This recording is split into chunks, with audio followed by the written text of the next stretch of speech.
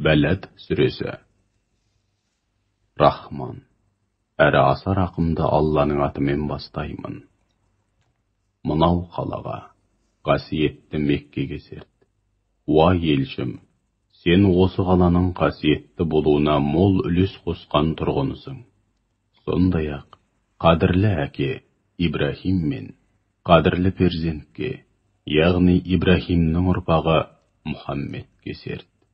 Шын мәнінде, біз адамзатты машақат пен сынаққа толы өмірге жолдадық. Адам баласы өзіне ешкімнің күші, құдіреті жетпейді деп ойлай ма? Мен қисапсыз мал дүние тұтындым деп мақтанады. Әлде ол өзін ешкім көрмей тұр деп ойлай ма? Біз оған көрсін деп, екі бірдей көз бермедік пе? Сөйлесін деп бір тіл, қос ерім бермедік пе? Сондай-ақ оған жақсысын ұстанып, жаманын тәрк етсін деп екі жол көрсетпедік пе? Алайда ол қиын белестен асу үшін қажыр қайрат жұмсамайды. Қиын белестің не екенін білесің бе? Қиын белес бір құлды немесе тұтқынды азат етіп, бостандыққа қауыштыру. Яки қиын қыстау шақтарда ас-ауқат беріп тойдыру, туыстығы бар жетімді немесе топырақты төсеніш, аспанда жамылғы еткен үйсіз күйсіз, қамкөңіл пақыр міскінді тойдыру. Содан соң шынайы түрде иман келтіріп, бірін-бірі сабырлы болуға және мейірімді болуға шақырып, игі кеңес беретіндерден болу. Міне, сол амал дәптерлері оң жағынан берілетін бақытты жандар. Ал аяттарымызға сенбейтіндер болса, олар амал дәптерлері сол жағынан берілетін бейбақтар. Олардың жазасы өздерін толықтай орап алатын, жалын атқан отта жану болады. Шәмс сүресі. Рахман, әрі аса рақымды Алланың атымен бастаймын. Күнге және оның жарық шуағына серт. Оған ілесіп сәуле шашқан айға серт. Оны паш етіп көрсететін күндізге серт. Оны бүркеп, жасыратын түнге серт. Аспанға және оны теңдессіз жүйеге келтіріп, тірексіз тұрғызғандарға серт. Жерге және оны масаты кілемдей жайып төсегенге серт. Әр нәпсіге және оны жаратылыстың мәні мен мақсатын ұғынып, соны жүзеге асыра алатындай қабілетті етіп, жүйеге салғанға серт. Содан соң, күнәнің жолдарын әрі одан сақтану, арылу жолдарын оның көкейіне салып, білдіргенге серт. Сол нәпсіні тәкаппарлықпен Аллаға қарсы келу дертінен арылтқандар, Алланың ауыр азабынан құтылып, мұратына жетеді. Ал нәпсісін тәкаппарлықпен күнә батпағына батырып, бүлдіргендер адыра қалады. Сәмуд қауымы шектен шыққан қыңырлықтарымен, иләһи ақиқаттармен өздеріне жіберілген пайғамбарға сенбеді. Ақыры өзгелердің айдап салуымен араларындағы ең қаныпезер жауыз суырылып алға шықты. Алланың елшісі Салих пайғамбар оларға: Алланың мұғжиза ретінде жіберген інгеніне тимеңдер және оның су ішетін кезегін бұзбай тиісінше сақтаңдар деп ескертті.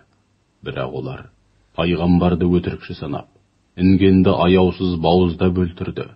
Нәтижеде Раббылары істеген күнәлері үшін бастарына келтірген азаппен олардың бәрін бірдей жермен жексен етті. Ол Алла істеген ісінің ақырынан әлбетте қорықпайды.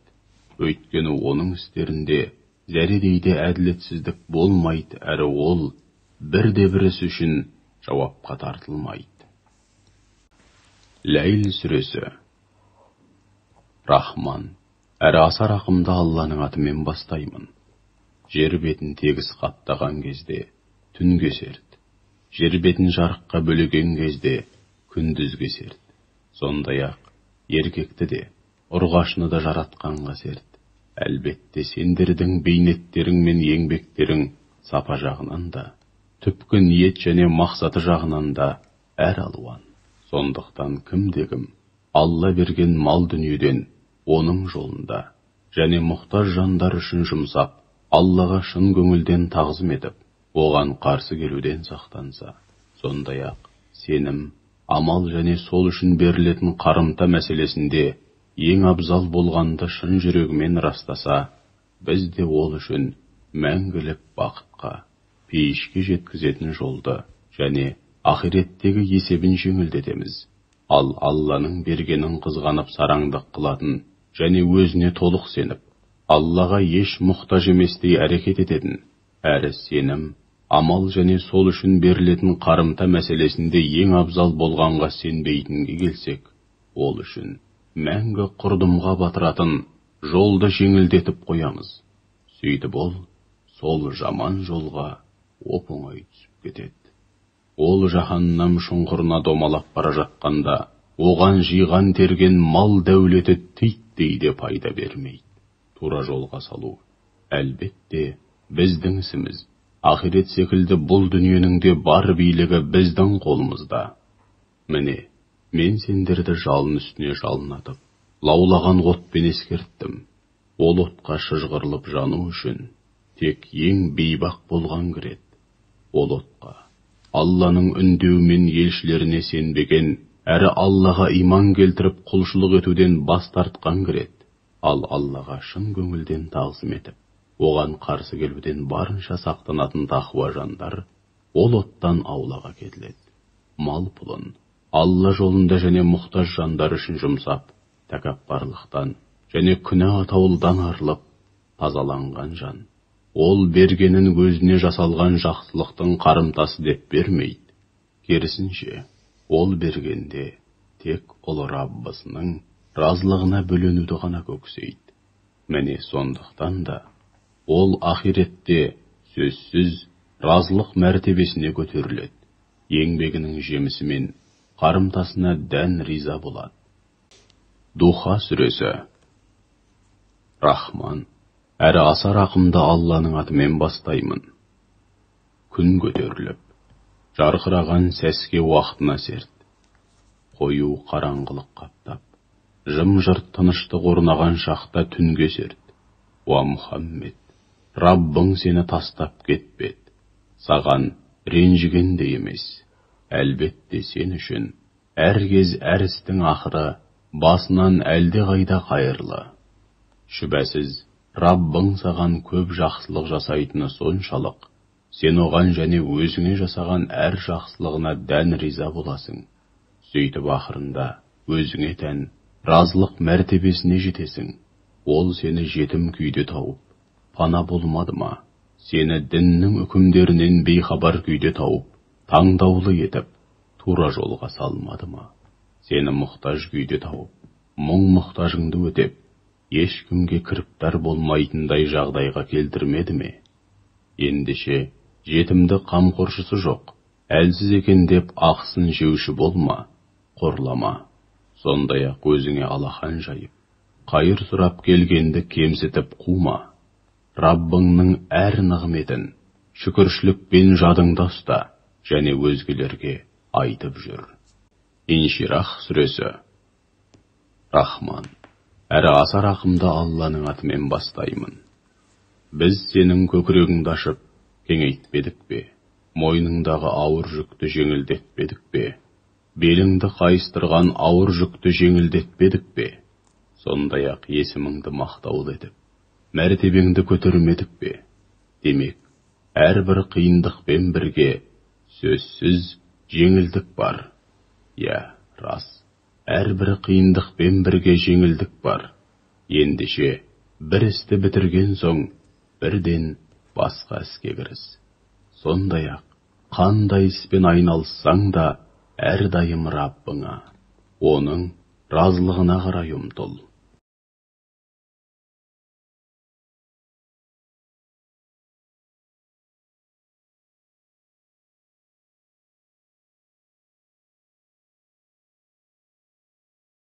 Тин сүресі. Рахман, әрі аса рақымды Алланың атымен бастаймын. Інжірге және зәйтүнге серт, Синай тауына серт. Сондай-ақ осынау тыныш, бейбіт шаһарға серт. Шүбәсіз біз адам баласын ең көркем, ең керемет бейнеде жараттық.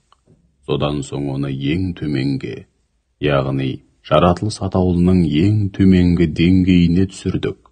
Алайда иман келтіріп, ізгі де сауапты істер істегендердің жөні бөлек. Олар үшін әсте түгесілмейтін қисапсыз сый-сияпат бар. Уа адам баласы, ендеше Алланың алдында есеп беретін әрі кесімді үкім шығарылатын дін күніне сенбеуіңнің себебі не? Алла үкім етушілердің ең әділі, ең абзалы емес пе? Алақ сүресі. Рахман, әрі аса рақымды Алланың атымен бастаймын. Оқы, жаратқан Раббыңның атымен оқы. Ол адамды жатырға жабысатын жабысқақ жасушадан жаратты. Оқы, сенің Раббың асқан жомарт. Ол адам баласына қаламмен жазуды үйретті. Адам баласына білмегенін үйретті. Алайда оның мұншама нығметтеріне қарамастан, адам баласы шынында да Раббысына бағынбай, азғындайды. Өзін Аллаға мұқтаж еместей көріп, әйтсе де шындығында өлгеннен соң қайтар жол Раббыңа болмақ. Мына тыйым салып, бөгет болып жатқанды көремісің? Ізгілік пен құштарлықта кемелдікке жеткен құл намазға тұрғанда, намаз оқуына тыйым салып жатқанды көремісің? Бұған не дейсің? Солай істегені дұрыс па? Егер ол құл тура жолда болса ше, немесе ел жұртты Аллаға шын тағзым етіп, оған қарсы келуден барынша сақтануға шақырып жүрсе ше, ал мынаған не дейсің?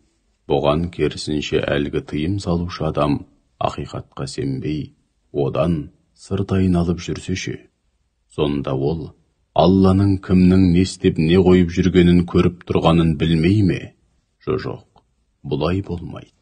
Егер бұл ұстанымынан өзі құлшылық етпеумен қоймай, өзге елдің де құлшылық етуіне кедергі жасаудан қайтпаса, оны кекілінен ұстаған күйде жаһаннамға сүйрейміз.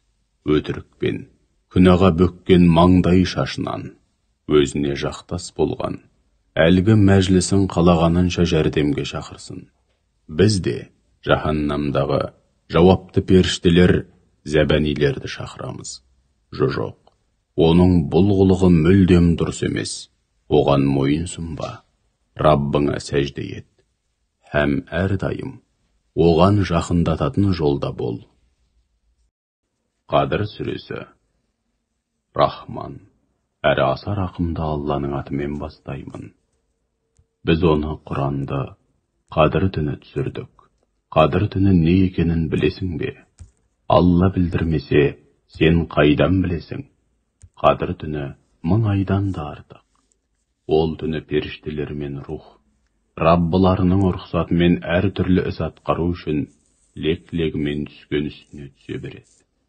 Әсіресе, риясыз құлшылықпен өткізетіндер үшін ол түн таң бозарып атқанға дейін мейірім мен есендік түні болмақ. Бәйина сүресі. Рахман, әрі аса рақымды Алланың атымен бастаймын.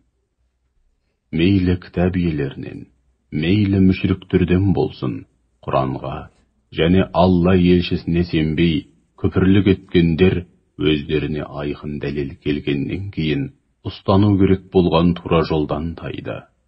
Тән мен жан тазалығына ие жандар ғана ұстай алатын, қателік пен қайшылықтан, жалған атаулыдан ада пәк парақтарды оқып, ақиқатты насихаттаған Алла тарапынан жіберілген елші келгеннен кейін біліп тұрып тура жолдан тайды. Ол парақтарда иман және өмірге қатысты керемет тәлімдер мен үкімдер бар. Кітап иелері өздеріне ақиқаттың айқын дәлелі келгеннен кейін өз араларында 40 пышақ боп бөлінді. Әйтпесе оларға да хақ дінді шын көңілден толық қабылдап, таухид сенімімен бір Аллаға риясыз құлшылық ету, намазды кемеліне келтіріп, асықпай, уақытлы оқу және зекеттерін толық өтеу бұйырылған еді. Нағыз тура, мінсіз дін міне осы. Расында мейлі кітап иелерінен, мейлі мүшриктерден болсын, өздеріне айқын дәлелдер келген соң, күпірлік еткендер жаһаннам отына түседі, және онда мәңгі бақи қалады. Міне солар жаратылыс атаулының ең жаманы. Ал керісінше, иман келтіріп, игілікті істер атқарған шын ізгі жандарға келсек, міне солар күллі жаратылыстың ең абзалы, ең қайырлысы. Олардың сый-сияпаты Раббыларының дәргейінде, жайқалған бау-бақшаларының арасынан және зәулім сарайларының түбінен өзендер ағып жататын мәңгілік адын жәннат бақшалары. Олар онда мәңгі бақи қалады. Алла оларға разы, олар да Аллаға дән риза. Міне, осынау разылық мәртебесі Раббысына тиісінше тағзым етіп, одан шын именетін ізгі жандарға нәсіп болады. Зилзал сүресі, Рахман. Әрі аса рақымды Алланың атымен бастаймын. Жер алапат сілкініспен сілкінген кезде, сондай-ақ жер қойнындағы бар жүкті сыртқа ақтарып тастағанда, адам баласы, бұған не болды деп, зәре-құты қалмай шошыған кезде, міне сол күні жер, үстінде бұрын-соңды болып өткен бар істің хабарын түп-түгел баяндайды. Өйткені Раббың оған бұларды, яғни кімнің не істеп не қойғанын уақи арқылы білдіреді. Сол күні адамдар дүниедегі жақсы жаман істерінің нәтижесі өздеріне көрсетілу үшін қабірлерінен шығып, топ-топқа бөлініп, ғарасат майданына бет алады. Ендеше кім-де-кім зәредей, мысқалдай жақсылық жасаса, соның қарымын алады. Ал кім-де-кім зәредей, мысқалдай жамандық жасаса, соның жазасын тартады.